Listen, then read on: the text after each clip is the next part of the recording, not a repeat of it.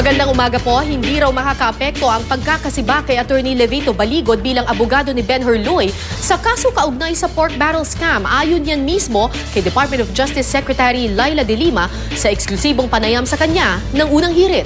Sinagot din ni De Lima ang iba pang kontrobersya kaugnay sa issue ng pork barrel scam at iba pang usapin. Panoorin po natin ito. Ano ba nakita niyo mga dahilan? Kayo pala naramdaman niyo na mayroong hindi yata pagkakasundo itong dalawang ito, si Ben Hur at si Atty. Baligod. At sinikap niyo palang pagkasunduin pa yung dalawa. Oo, Iga, no?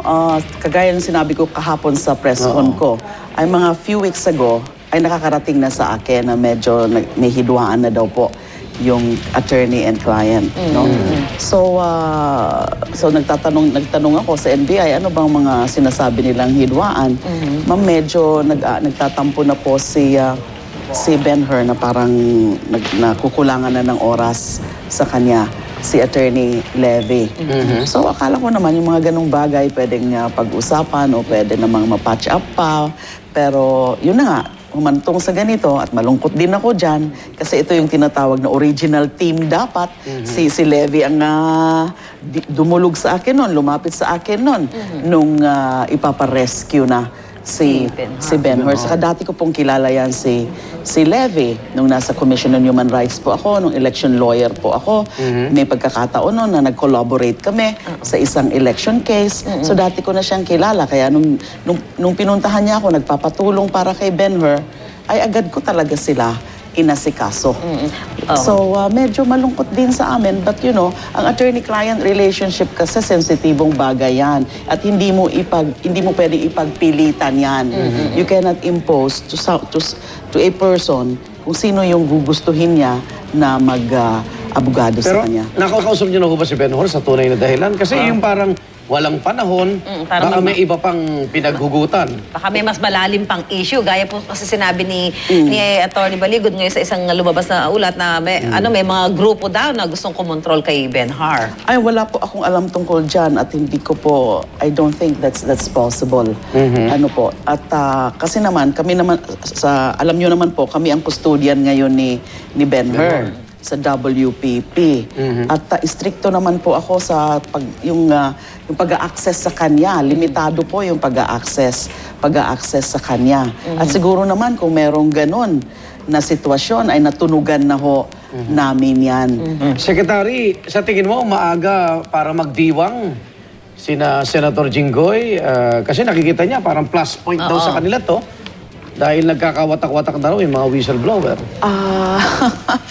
Bakit ho siya magdidiwang? Wala pa nga ho yung resolution ng ombudsman.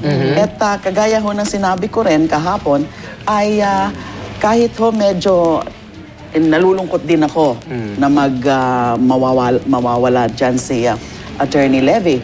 Pero tungkol ho sa kaso, wala hong epekto yan. Kasi si Attorney Levy, hindi naman siya yung testigo eh. Si Ben Hur ang testigo. And you know, may mga iba pang mga abogado dyan na pwede namang mag-handle kay Ben Hur. And meron na nga daw ho siya na mga bagong mga abogado. Parang baka mag-ulit na naman ang kwento si Ben Hur. Kakain na naman ng oras ho yan, hindi ho ba gano'n? Well, bago niya in-engage yung services nitong mga bagong abogado na to. I'm sure itong mga abogado na to, review na rin nila yung mga affidavits, review na rin nila yung records. So, nandyan na po yung mga ebidensya. Sinubmit na po yan sa ombudsman. Yung panayam ni Maring Winnie Monson sa Pasaway, no? Ma'am Cristina Enrile, may bahay po ni Senator Enrile. Inamin niya na nagkaroon ng relasyon si Senator Enrile at si Atty. Gigi Reyes, yung nag-resign na Chief of Staff. Kung pagbabasihan ho yung kwento nung may bahay, ito naman public record na, no? Interview sa television to. Titibay ba yung kaso laban kay Senator Enrile? Kasi nung si Ruby Tuason, wala siyang direct na sinasabing si Senator Enrile, kundi ang kausap niya lang ay si Gigi Reyes. Okay, alam mo yung mga bagay na yan, personal na mga bagay yan. Ayaw ko sanang, you know, pinakikialaman din mga ganyan, yung maging usapan din yan. But you know, it's actually common knowledge also how close Senator JPE is to his Chief of Staff, Attorney Gigi Reyes. They say it's an intimate or something else. It's a relationship. Pero ayaw ko nang himasuka, Wala kang pakialam sa love life ng iba. Doon. But, dun sa usapin ng, because nga, si Ruby Tuason, kahit may sinasabi siya tungkol sa pag-deliver ng kickback, ay hindi naman ito diretso kay Senator JPE. Kay kay Gigi Reyes. Yung sinabi rin ni Dennis Cunanan, yung nakakausap din daw niya sa telepono, kapag kino-confirm yung authenticity ng mga signatures ng mga dokumento na pinapakita sa kanya, si Attorney Gigi Reyes din daw ang nagko-confirm. So, nagpapatibay yan dyan sa...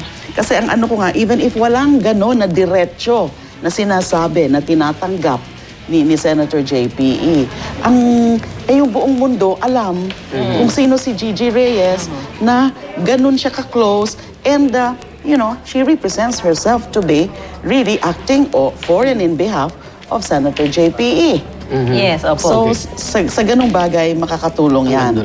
Pero yung mga sa relasyon na yan, wag na ho nating pakialaman yan. Pero gusto rin ng iba, kagaya ni Senator Bong Revilla, pati raw mga cabinet members. Open naman po kami palagi dyan. Pag public official ka po, you should always be open to this moves.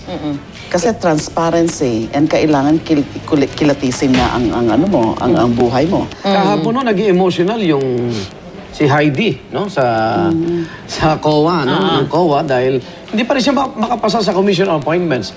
Kayo po, Secretary, kamusta naman kayo? Isang balita ko, malapit na daw po ako. Isa lang. Parang graduation yan. Kasi nga ho, mula pa noon, hindi pa ho ako napapatawag ng commission on appointments. Sa committee level? Isa lang, sa committee level. Kaya recently nga po, they required me to update yung mga documentary requirements. Kasi matagal ko na hong sinubmit yung mga documentary requirements, pina-update sa akin yung mga various clearances, ombudsman, NBI. So that means, malapit na siguro akong iisa lang. Naglalabasan na ho yung mga nagpaplanong tumakbo sa 2016 elections. Senador ba o Vice President kayo? May susuportahan ka rin ni Atty. Baligod, Vice Presidente, Secretary. Ano bang plano mo? Well, ang sinasabi ko po sa kanya, he keeps on dreaming. You just have to keep on dreaming. Dati ko na rin pong nasasabi yan na wala po akong balak na mag-join ng politics. Bilin po yan ng daddy ko na kung pwedeng maiwasan ang politics ay iwasan ko daw po. If I can still serve. Kung pwede daw po. Pero if I can help it. Dahil kung gusto ko pa rin pong manilbihan, baka kung ibang capacity na lang, wag lang senador o vice o wag lang mga political positions. Ano ba yung mangyayari sa ombudsman? Malapit na ho ba ito? Medyo naiinit na. Sa tingin ko po malapit na.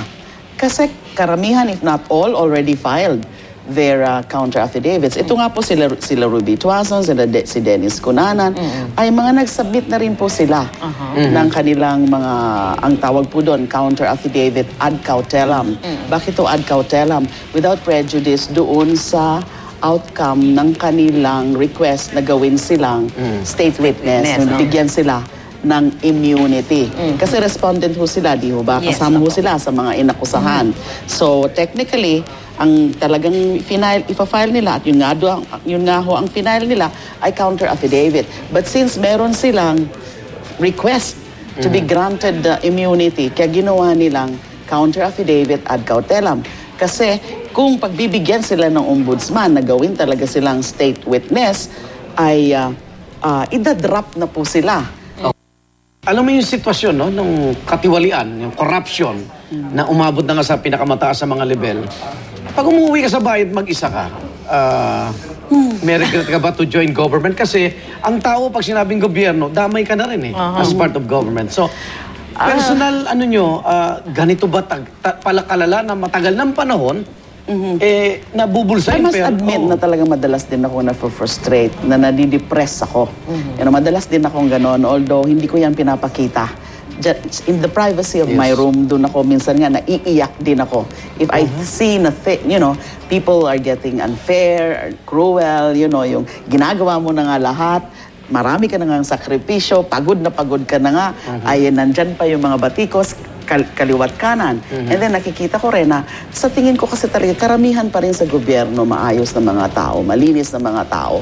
Kaya lang sa mga kagagawan ng mga ilan-ilan, mga rotten eggs, and then lalo na sa usapin ng korupsyon, kaya ganyan na hindi maangat-angat yung level ng confidence ng mga nasa gobyerno. Pero ngayon, nakikita ho namin yan na there is really a marked improvement in that area. Kaya ho namin ito ginagawa, talagang porsigido kami dito sa mga cases na to. So kahit 3 pa lang na senador yung nakakasuhan sa first batch, gusto namin merong mangyari dyan. May tamang resulta yan. Yan ang hinihintay ng mga tao. Yes, opo, meron mga malalaki na mga masampulan talaga. Na isda.